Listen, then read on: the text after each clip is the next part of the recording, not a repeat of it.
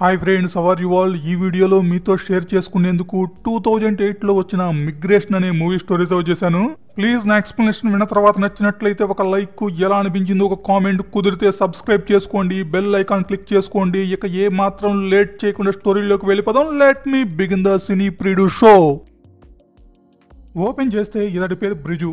బ్రిజు ఒక రైతు, ఇతడి భార్య యమున. బ్రిజు గ్రామంలో వర్షాలు లేక పంటలు బండకపోవడంతో పనులు లేక కరువు వస్తుంది. దాంతో బ్రిజు పని కోసం గ్రామాన్ని వదిలి కొన్ని రోజులు సిటీకి వెళ్ళాలి అనుకుంటాడు. భార్యతో త్వరలో వస్తాను అని చెప్పి సిటీకి వెళ్ళి అక్కడ కన్స్ట్రక్షన్ వర్కర్గా జాయిన్ అవుతాడు. దాంట్లో భాగంగా ఒకరింటికి పనికి వెళ్తాడు. ఆ ఇంటి కింద రెనోవేషన్ వర్క్ జరుగుతూ ఉంటుంది. ఈ ఇల్లు వచ్చేసరికి అభయ్ అనే కార్ల కంపెనీ సేల్స్ మేనేజర్దే. ఈమె అభయ్ వైఫ్ దివ్య. దివ్య ఎప్పుడు చూసినా గానీ దిగులుగా ఏదో పోగొట్టుకున్న దానిలా కనిపిస్తూ ఉంటుంది. అందుకు కారణం ఒకటి తన అత్తగారైతే మెయిన్ రీజన్ మాత్రం తన హస్బెండ్ అభయ్. అభయ్ వచ్చేసరికి గే. ఎప్పటి నుండో ఒక సీక్రెట్ లవర్ను మెయింటైన్ చేస్తూ ఉంటాడు. అయితే తన విషయాన్ని ఇంట్లో గానీ ఆఫీస్లో గానీ తన చుట్టూతా ఉన్న సొసైటీకి గానీ ఎవ్వరికీ తెలియనివ్వడో. ఎందుకంటే తెలిస్తే తనను ఎగతాళి చేస్తారేమోనని, పరువు పోతుందేమోనని భయం. బయట ఎవరికీ తన మీద అనుమానం రాకూడదని దివ్యను పెళ్లి చేసుకున్నాడు. అయితే అభయ్కి దివ్య మీద ఎటువంటి అట్రాక్షన్ గానీ ఫీలింగ్స్ గానీ ఉండవు. జస్ట్ మ్యారేజ్ పేరుతో తనని తాను కవర్ చేసుకునేందుకు దివ్యను ఒక షీల్డ్ లాగా యూజ్ చేసుకుంటున్నాడు అంతే. కానీ ఈ విషయాలేవి దివ్యకు తెలియవుగా.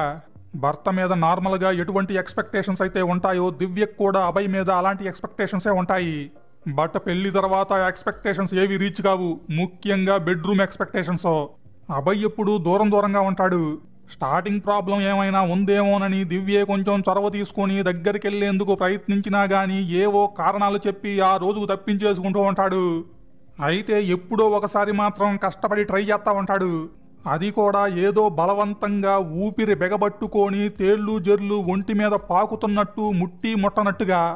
ఇష్టం లేకపోయినా గానీ భార్యను సుఖపెట్టేందుకు ఎంత కష్టపడుతున్నాడో అనుకోకండే.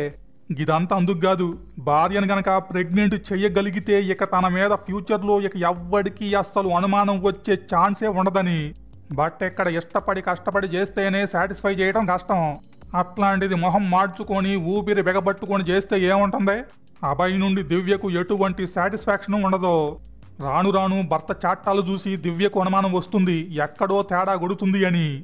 ఏదో ప్రాబ్లం ఉందనైతే తెలుసు, బట్ అదేంటో అర్థం కాదు. అప్పుడప్పుడు భర్తను మాటల్లో పెట్టి అసలు విషయం ఏంటో తెలుసుకునేందుకు ట్రై చేస్తుంది. బట్ అభయ్ మాత్రం దివ్య టాపిక్లోకి వచ్చే లోపే ఫైర్ అయిపోతాడు.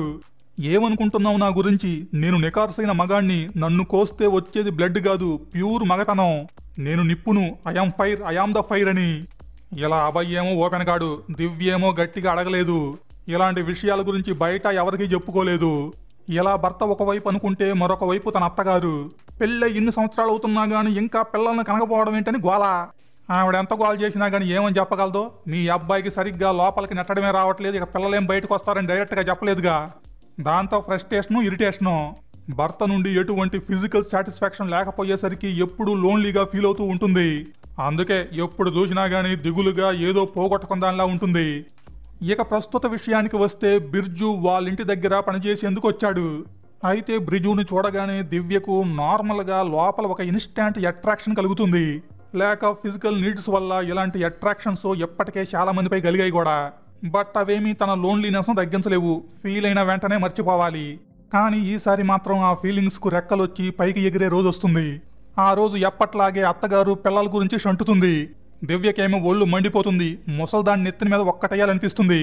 బట్ అలా చెయ్యలేక బెడ్రూమ్లోకి వెళ్లి కోపంతో బెడ్ మీద ఉన్న దుప్పట్టాను తీసి కిటికీలో నుండి బయటికి విసిరి కొడుతుంది. అది కాస్త పని చేసుకుంటున్న బ్రిజు దగ్గర పడుతుంది. గాలికి ఎగిరి కింద పడిపోయిందేమో అనుకొని బ్రిజు దాన్ని జాగ్రత్తగా తీసుకొని పైకి వెళ్లి కిటికీలో నుండి పిలుస్తాడు, మేడం మీ దుప్పట్టా కింద పడిపోయింది అని. దివ్యకి మళ్ళీ బ్రిజుని చూడగానే సేమ్ అట్రాక్షన్. అయితే ఈసారి మాత్రం ఆ అట్రాక్షన్ను కంట్రోల్ చేసుకోవాలి అనుకోదు. దుప్పట్టా చేతికి తీసుకొని బ్రిజుకి థ్యాంక్స్ చెప్పి దాహంగా ఉంటే లోపలికి రా, మంచినీళ్లు తాగి వెళ్దుగాని అంటుంది. బ్రిజు సరేనని కిటికీలో నుండి లోపలికి వస్తాడు. బ్రిజు అలా నీళ్లు తాగుతూ ఉంటే అతడిని చూస్తూ దివ్య గుటకలు వేస్తూ ఉంటుంది. ఇక నీళ్లు తాగి వెళ్లబోతుంటే వెళ్లనివ్వకుండా బ్రిజు చేతిని పట్టుకుంటుంది. దాంతో బ్రిజు ఆశ్చర్యపోతాడు, ఏంటా ఇదని. బట్ కొన్ని సెకండ్స్లోనే అర్థమైపోతుంది మేడం ఏం కోరుకుంటుందో. అయితే బ్రిజుకి కూడా మేడం దగ్గర నుండి ఒకటి కావాలి. అది కావాలంటే ముందు మేడం పనిచేసి పెట్టాలి. దానికోసం ఇద్దరూ పక్కనే ఉన్న టేబుల్ వద్దకు చేరుకుంటారు. బ్రిజు లేట్ చేయకుండా డైరెక్ట్గా పనిలోకి దిగేసి ఫటాఫటాని పూర్తి చేస్తాడు. అలా పని పూర్తి చేశాడో లేదో వెంటనే దివ్య మెల్లో ఉన్న చైన్ తీసుకుంటాడు. నీకు ప్రొవైడ్ చేసిన సర్వీస్కి సర్వీస్ ఛార్జ్ అన్నట్టుగా. అయితే దివ్య కూడా తీసుకుంటుంటే ఏమీ అనదో. కొంచెం ఆశ్చర్యపోతుంది. ఓరని నువ్వు దీనికంట్రా అట్రాక్ట్ అయింది అనుకోని. ఎంతలో బయట నుండి అత్తగారి పిలుపు. వెంటనే బ్రిజు చైన్ తీసుకొని వచ్చిన దారి నుండే బెడ్రూమ్లో నుండి బయటికి వెళ్ళిపోతాడు. దివ్యేమో తన శారీ సరి చేసుకుని వెళ్ళిపోతుంది. కట్ చేస్తే కొన్ని రోజుల తర్వాత బ్రిజు సిటీలో పని ముగించుకొని తిరిగి తన గ్రామానికి వెళ్ళిపోతాడు. దివ్య వద్ద తీసుకున్న చైన్ తీసుకెళ్లి తన భార్య యమునకెత్తాడు. మళ్ళీ కట్ చేస్తే కొన్ని రోజులకు యమున ప్రెగ్నెంట్ అవుతుంది. ఆ తర్వాత డెలివరీ. నర్సు బేబీని తీసుకొచ్చిస్తుంది. దాంతోపాటు బ్రిజుకి షాకింగ్ న్యూస్ కూడా చెప్తుంది. బ్రిజుతో మీ ఆవిడకు బేబీకి HIV పాజిటివ్ తేలింది. డాక్టర్ మిమ్మల్ని కూడా టెస్ట్ చేయించుకోమన్నారు అంటుంది. ఆనందంలో ఉన్న బ్రిజుకి అదేంటో అర్థం కాక నర్సుతో సర్లే పర్లేదు అంటాడు. దాంతో నర్సు ఇంకొంచెం గట్టిగా మీకు చెప్పింది అర్థం కాలేదా? HIV అంటే ఎయిడ్స్, మీకు కూడా వచ్చుంటుంది, డాక్టర్ చెక్ చేయించుకోమన్నారు అంటుంది. అప్పటికి గాని అర్థం కాదు బ్రిజుకి. ఎక్కడేమో దివ్య కూడా మొత్తానికి అభయ్ వల్ల ప్రెగ్నెంట్ అవుతుంది. బట్ ఎక్కడ కూడా షాకింగ్ న్యూస్. అభయ్కి తనకు తన కడుపులో ఉన్న బిడ్డకు HIV సోకింది అని. అయితే ఇక్కడ అంతు చిక్కన ప్రశ్న ఏంటంటే ఎక్కడి నుండి ఎక్కడికి, ఎవరి నుండి ఎవరికి సోకింది అని. అభయ్ నుండి దివ్యకి, దివ్య నుండి బ్రిజుకి, బ్రిజు నుండి యమునక, లేదా అటు నుండి ఇట. ఎవరి నుండి ఎవరికో, ఎటు నుండి ఎటు అర్థం కాదు. అలా HIV అనేది విలేజ్ నుండి సిటీకి, లేదా సిటీ నుండి విలేజ్కి మైగ్రేట్ అయింది. దీనంతటికీ కారణం వాళ్ళ లైఫ్ బ్యాక్గ్రౌండ్స్ ఏంటి, ఎందుకు ఎలా చేశారు అనే దానికంటే కండోమ్ వాడకపోవడం వల్ల. అది గనక వాడినట్లయితే ఇప్పుడు ఎంతమంది బాధపడాల్సిన పరిస్థితి వచ్చేది కాదు. కండోమ్ యొక్క ఆవశ్యకత, దాని గురించి అవగాహన కోసం తీసిన సినిమా ఇది. ఐ హోప్ మీకు నచ్చింది అనుకుంటున్నాను. ప్లీజ్ నచ్చితే కనుక ఒక లైక్, ఎలా అనిపించింది ఒక కామెంట్, కుదిరితే సబ్స్క్రైబ్ చేసుకొని బెల్ ఐకాన్ కూడా క్లిక్ చేసుకోండి. వెరీ వెరీ వెరీ సూన్ మరొక ఇంట్రెస్టింగ్ వీడియోతో మళ్ళీ మనం కలుద్దాం. అంతవరకు సయోనారా.